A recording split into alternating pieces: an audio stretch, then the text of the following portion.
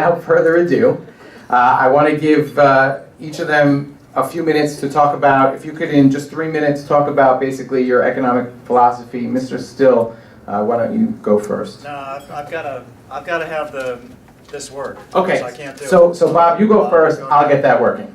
Okay.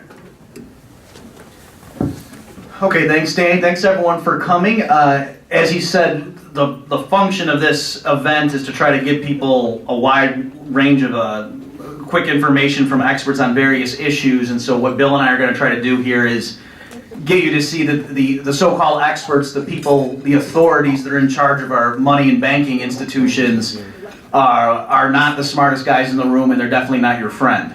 And so but you're going to see, I think our diagnosis is going to be very similar, but then what we think ought to be done, we're going to see is going to be different. So that's the purpose of tonight's debate, is to try to flesh out those differences. So very quickly, what I am here representing is what's called the Austrian School of Economics. For those of you who got into this stuff because of the Ron Paul campaign, that's the school of thought that he endorses. They believe in the free market. They think that money should be produced by the market and not by the government, just like the market should produce TVs and computers and cars, and you wouldn't want to have a group of so-called experts determining what the price of oil should be or how many cars should be produced. By the same token, the Austrians say, why would we have a group of people determining what the interest rate ought to be or how much money there should be in the economy? That's not, there should be no such agency of government at all doing that. Let the market decide that. In particular, the reason this is so relevant, and I would encourage you to read up on what's called Austrian economics if you haven't done so before, is that they have a theory of what causes the business cycle, and that's very relevant for understanding the crisis that hit in 2008 and then why what they've been doing since then is the exact wrong thing. So just really briefly, remember that the dot-com bubble burst 99 and 2000, and at the time then Fed Chair Alan Greenspan slashed interest rates, and that's what you're supposed to do according to the textbook, according to CNBC and so forth. That's what you do to stimulate an economic recovery when there's a crash. And the Austrians say that that's the wrong thing, that just gives the wrong signals to business people. Effectively, we replaced the dot-com bubble with the housing bubble. And so that bought us a few years, but of course, just made the situation fester. So by the same token, the Austrians say, in 2008, now Bernanke's at the helm, he did the same thing, but times 10, bringing interest rates way down, pumping in more money. So yeah, it bought us a few more years, but we're going to have another crash, and that's going to make what we faced in 2008 look like a walk in the park. So Merry Christmas. Yeah. When is this crash going to be? We'll take questions after the after the debate.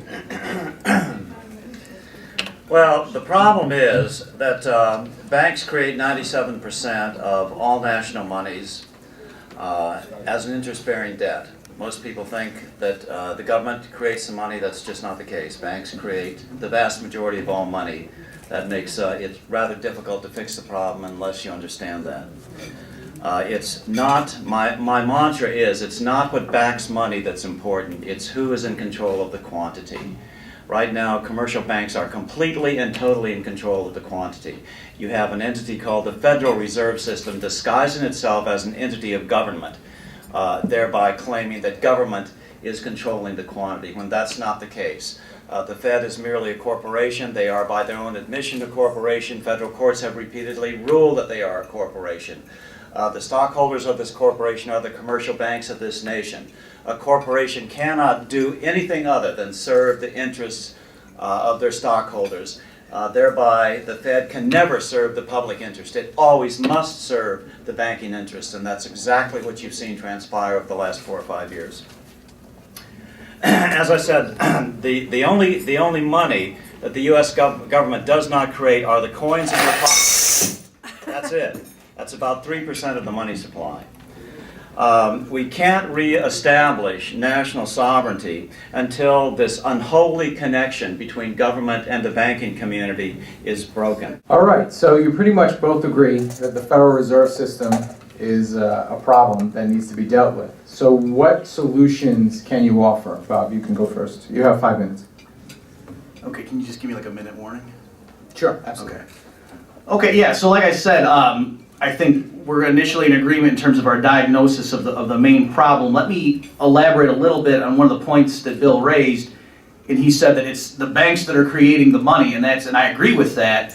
That it's what's known as fractional reserve banking, and I think all of us, you vaguely know this. Even people when they first start using banks have a vague idea that when you go and give them $100, they don't just go put it in a drawer with your name on it and just leave it there and then pay you interest on it. Obviously, the reason the banks are able to pay you interest on that is because they go lend most of your money out, and that's why you have the famous scenes in It's a Wonderful Life when there's the bank run. That's what makes a bank run possible, is because if everyone showed up at the same time to take their money out that they think is in the bank would say, well, no, it's not.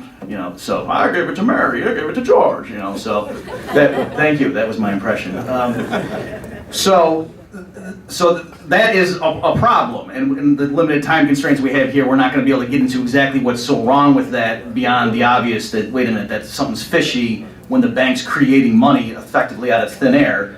But Bill and I agree that it's not just the central bank, the Federal Reserve, that's at fault. It's the commercial banks have the power to do that. Where I think we do disagree is that the Austrians typically will say the reason historically commercial banks have gotten away with that kind of behavior is that governments would give them a pass. That when customers would show up and say, hey, I want my money, you're supposed to keep it on deposit, the bank would say, sorry, we don't have it, that the government would give them a pass.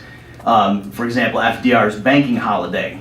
So the Austrians say as long as government's not giving special privileges and legal favors to banks, giving them the ability to renege on their contracts, this practice of what's called fractional reserve banking would be kept down to a minimum. Let me just point you to Murray Rothbard's book, The Mystery of Banking, walks through all this in much better detail than I can give you here if you're interested in this and want to see this fleshed out, and it's online for free, it's a PDF. So very quickly in conclusion, before we turn over the bill here, what I would want to do again is get the government out of it altogether. I predict that what the market would do is return to primarily gold and silver is the money that people would use. There would be private mints that would stamp coins. Banks you could put your money on deposit with a bank and they would have to keep most of it there because they know if they ever got caught with their pants down and loaned too much of it out and people showed up that bank would go out of business, that the government wouldn't bail them out. And so I think it would provide a much more stable foundation. The point of money is not to stimulate, it's just to provide a framework for people, for accountants to be able to make calculations, for people to have a framework for making long-term investment plans. And for that you need a very stable, what I would call hard money, and that's what the market would give us. And that governments historically have done everything they could to get people away from using gold and silver. So the last point is, it's not that the U.S. went off the gold standard in '33. FDR had to use big prison sentences and fines to force everyone to turn their gold, and it was illegal to even write contracts based on the price of gold. So that's why I predict that the market would go back and embrace gold and silver as the money to be used. But again, it's not that I'm for forcing people to use gold. I just want to get government out of the way and let people voluntarily choose whatever money they want to use. I don't know where to start with you, Bob. I heard a big sigh when he mentioned Rothbard. My stunning good looks? 5 minutes, Bill. Rothbard, by his own admission, was an anarchist. This is the basic difference that we're going to have. Bob and the Austrians have absolutely zero faith in government, and that's not a difficult position to have right now, because right now government is completely controlled by the banking sector. But the solution is not to discard government. The solution is to take government back, and the first step in order to do that is to eliminate the ability of the federal government to borrow. But what's the one defining characteristic of the last 2,500 years of human development? What's the one defining characteristic? It's been the ability of us to organize, we the little people, to organize in little national groups and experiment with self-governance. And that's the only possible way we can oppose the money master system, as I call it, this system that buys off governments and thereby through one ruse or another imposes its dictatorial will. If you don't have, there's only two places you can put the money power. It's either, as it is today, in the hands of the banking sector, the money master system, or into the hands of governance. Bob's utopian dream of an unregulated gold money system, we had this system probably from the 1870s until the 1930s. We had this system. He had his way. It was a completely gold-dominated system throughout the Roaring '20s. Take any look at the S&P, the stock market graph during the Roaring '20s. The gold money did absolutely zero to control the quantity of money. It's not what backs the money; it's who controls the quantity. And we the people, will never be in control of that quantity. It will always be controlled by the richest people on this planet, who can, in an instant, the flip of a switch through electronic trading, buy up the quantity of gold, buy up a significant quantity of gold.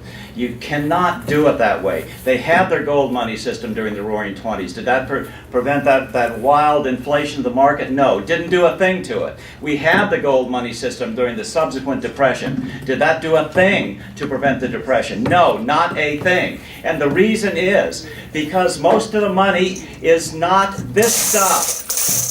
Most of the money is little electronic digits that the banks make up out of nothing. So attaching this money to gold only controls 3% of the money. It does nothing to actually do what we need to do, and that's have money serve the public interest. So Bob, what's your response to the fact that he says the gold standard was tried and failed?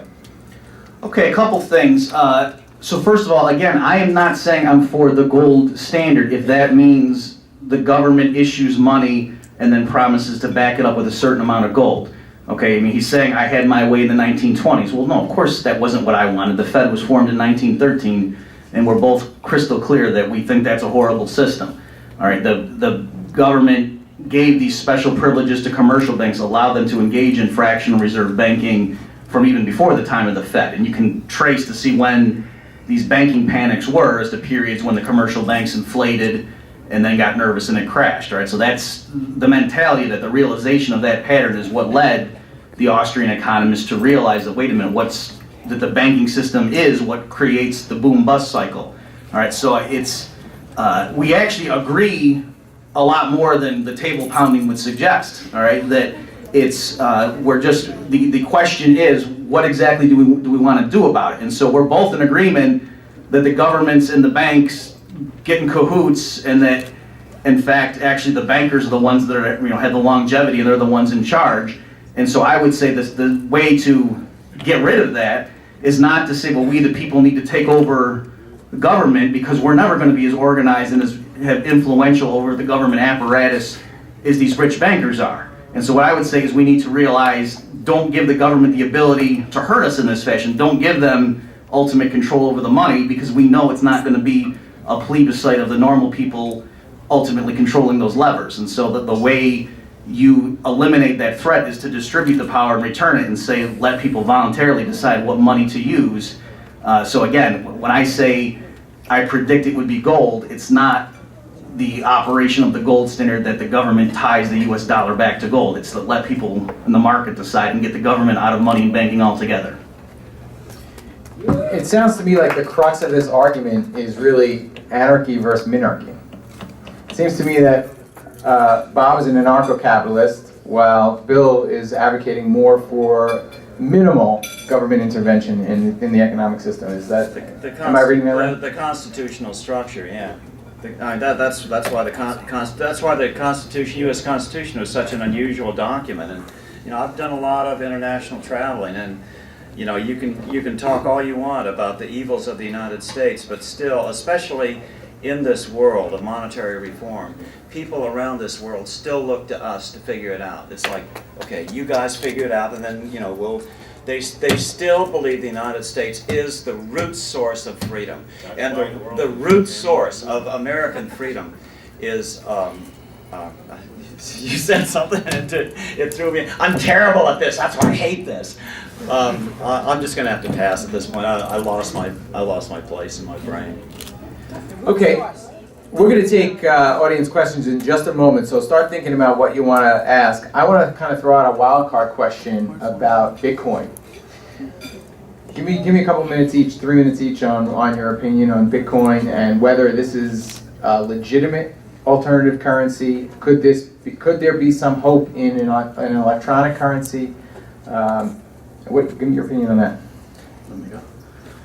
Okay, yeah, so with Bitcoin, and again, if people want to use that, that's great. So what my biggest thing, or the thing I would say in terms of public policy, what should the government do about Bitcoin, is nothing. That I don't want the government penalizing it or encouraging it. Just let people use it if they want to, and the government has no business, cracking down on it or saying, oh, I think it's used by drug dealers, therefore we're suspicious. Just stay out of it. Let people use it if they want. In terms of the economics of it, the thing that's really interesting about Bitcoin that would make it in a certain respect even harder than gold and silver, technically if everyone's using gold coins, there could, someone could have a huge discovery and that could inflate the market, right? It's much easier for governments to create money or banks to create electronic money than it is to dig up gold, but strictly speaking, like an asteroid could fall and shower us with 100 billion tons of gold or something, and so that would wreck the system if it were based on gold. With Bitcoin, it's mathematically guaranteed to have a certain finite amount, and so that's why, just as an economist, it's sort of an interesting concept. So I don't have any skin in the game one way or the other. I just like to sit back and referee arguments. And I would say as a final thing that a lot of people, it seems, who are very skeptical of Bitcoin, they're throwing arguments at it.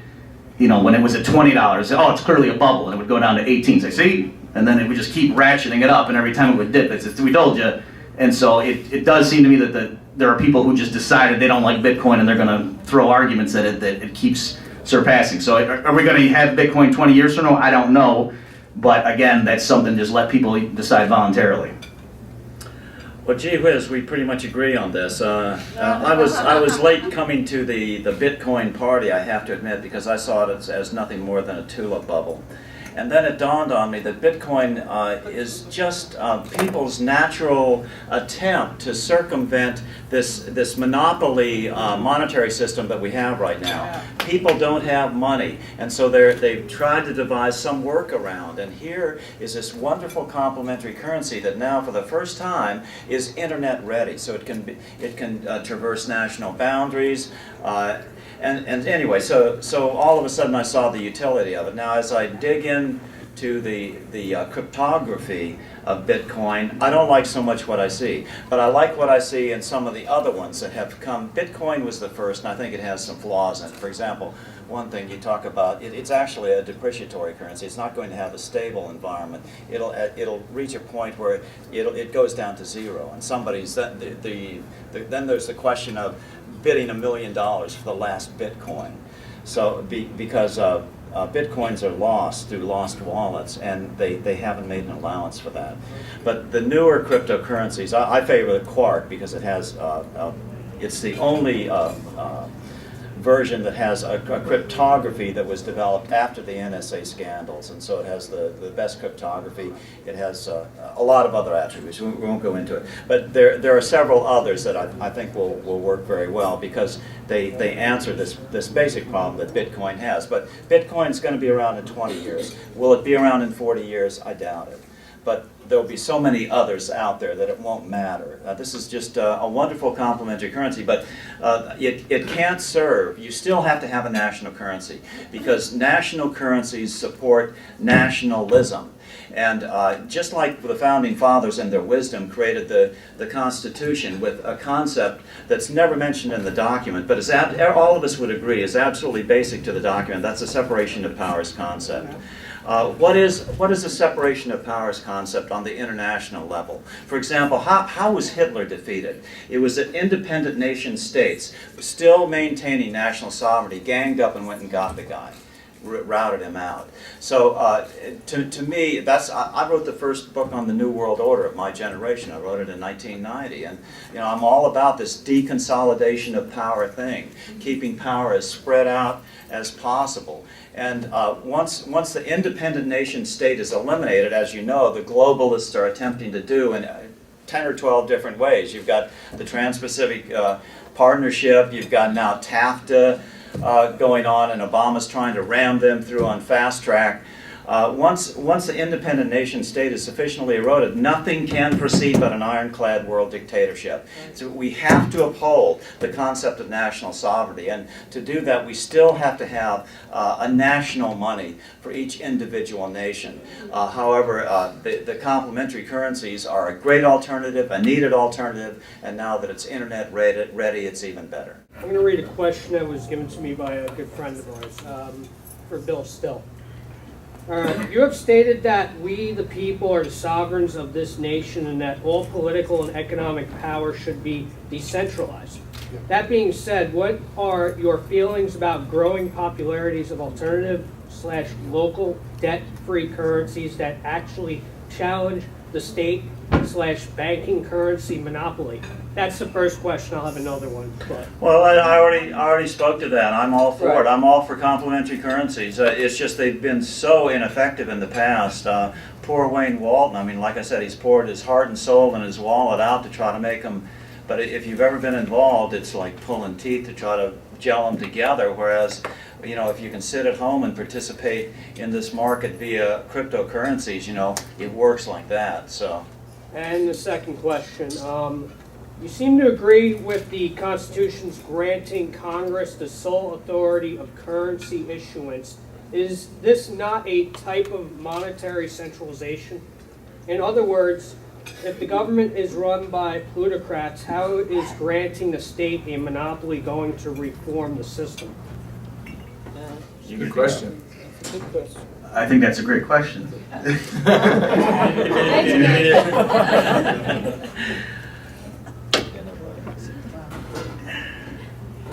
Have to think about that. Yeah, I've got to think about that. I'm sorry, I can't answer it off the top of my head. There's a good answer to it, I just don't have it. Before we take the next question, I just want to recognize that there are two more legends in this room. Charlotte Iserby and G. Edward Griffin have joined us. And I hope everybody's going to stay for the whole weekend, so they're going to get to hear them speak as well, because this is going to be a phenomenal weekend. And I want to do one more thing. Everybody take out your phones. Anybody who's on social media, take out your phones. I want you to take a picture right now of the panel, and I want you to tweet it out, Facebook it, Instagram it, tag it, tell everybody where you are, and that tomorrow they need to be here, and they need to go to SaveLongIslandForum.com so they can grab their tickets. Gigi and Ed and everybody else on the team worked very hard to bring in all these amazing people for the benefit of the Long Island community. So we need to be spreading the word about the event. Bob, I take offense at you categorizing me as a minarchist. I believe in a constitutional republic. I don't know what this minarchy thing means, but please, just for my benefit. I think it means you don't eat meat. Okay. I would describe minarchy as constitutional government. Okay, well that's hilarious. And secondly, I will be here all week, folks. the most important thing, time out. The most important thing I think we can all do, and this is just rampant in this community, is to not exaggerate the power of the enemy. Because if we exaggerate their power, the people will not fight. You have to give them hope, or they will not fight. From December 1913 to December 2013, yeah, you had the 100-year contract with the Federal Reserve. This morning, they were still here. They haven't packed their bags and left. There was no contract. Well, if there was a 100-year, if it's a lease, what is it? No, there wasn't. It just wasn't there. I did primary source documentation on that. And for more on that, you can go to JekyllIsland-themovie.com. Yes, sir. I'm pretty new at this, so it might be a little bit of a broad idea. But Mr. Still, you said that a lot of the world is still looking to us. I'm in this room because I'm kind of biting my fingernails how to wake people up because our country's in national debt. So I'm curious, like, almost why is the world still looking to us if we have failed? And it seems that one of the obvious, cures here is precious metals. Whatever way it's going to be implemented. Obviously, I said I'm, still new on this stuff, so that's for men like you to figure out. I want to. No, I'm about done. It's for also- for men like I'm you just- to figure out. I'm just curious. I'm just curious. If it's so obvious that And women. I can easily understand that precious metals are a key point of this. How is it not that other nations are looking to, to do that instead of looking to us like, hey, what's the Americans going to do? What are there are other nations that are powerful, Russia, China, that are thinking about attaching their currency to precious metal, and how that might affect us? I don't know how to answer you. I think a lot of energy is going into the crypto world as far as the people who are trying to experiment with monetary systems. By the way, so if you guys didn't hear that, he was saying if the rest of the world is looking at us, but aren't we kind of in a bad financial and fiscal situation? So doesn't that seem like a disconnect? More generally, let me just say, it's not that I look at the history of the U.S. and think, oh, this is a horrible country and they did a bad thing. It's more I'm saying what was great about the U.S. Constitution, for example, is that it limited the government. So I'm saying to realize that the Constitution largely said what the federal government cannot do to you. That was the beauty of it, that it restrained it, and that's what the founders were trying to do. And so I'm saying, isn't it possible that really what the correct solution is there should be no such thing as what we think of as the modern nation state, the way it's conceived, so there would still be rules and so forth. I'm just saying though that, you're saying, oh, look around the world, all these other places are more horrible to live in. Yeah, because their states are more powerful and do things to their people that fortunately our government doesn't do to us yet, but they're moving in that direction, right? Every day almost brings up new revelations of how they're spying on us and so forth, doing things that they themselves say are illegal. And they say, well, we're not going to prosecute ourselves. So again, it's at some point, someone said no matter how bad it gets, we can't give up. Well, in any other context, that would not be a very wise thing to say, that no matter how bad the system is, we're going to stick with it. And so I'm saying it's possible that that's true of this current form that we've all been taught is the right system. And it's not a coincidence that the government textbooks taught us this is the right system. She's wondering what my concerns are with the TPP. And really my primary concern is it's not really a trade deal. It's an attack on sovereignty disguised as a trade deal. And really, we don't even know what's in it. No one has read the thing yet. The only thing that has ever come out is one chapter on intellectual property that WikiLeaks leaked out. And yet this thing is going to be rammed through Congress. So, by definition, it needs to be killed. So yeah, it's a part of what's going on. And if you go to my talk tomorrow, I'll talk more about this, is the unprecedented things that Ben Bernanke has done and that Janet Yellen is going to continue to do. And the odd thing is, how come we haven't seen gasoline go up to $30 a gallon? It seems like there's no problem with all this inflation. And so as the gentleman brings up, part of the explanation is because the U.S. is the world's reserve currency, so people just absorb it around the world and hold it. But that's maybe less and less likely. And so that's the issue, that if people decide they don't trust the dollar anymore, those will all come flooding back. So the problem with all that is, if it does flip, it's going to be quick, and so it'll be like the chickens coming home to roost very quickly. And so that's part of the reason that I'm going around the country and trying to get people to see the situation, that it's not going to just be a gradual thing. If I'm right in my diagnosis of what they've been doing, the unraveling would be really fast. So go ahead and keep drinking.